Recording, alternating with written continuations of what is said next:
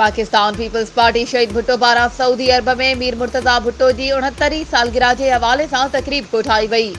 जंहिंमें शिरकत कंदड़नि सिंधी गीत गाया ऐं सालगिरह जो केक काटियो। अहिड़नि ख़्यालनि जो इज़हार पाकिस्तान पीपल्स पार्टी शहीद भुट्टो ग्रुप सऊदी अरब के शहर जिद्दा में शहीद कायद ऐं पार्टी के सरबराह मीर मुर्तज़ा भुट्टो के 69वीं सालगिरह के मौक़े ते कयो ऐं चयो त मीर मुर्तज़ा भुट्टो पंहिंजे वालिद वांगुरु अवामी लीडर हो। सिंध के रहवासियुनि खां अलावा पाकिस्तान की अवाम सां मोहब्बत जो इज़हार कंदे मीर मुर्तज़ा भुट्टो के सिंध जो अवाम कॾहिं भी विसारे नथो सघे।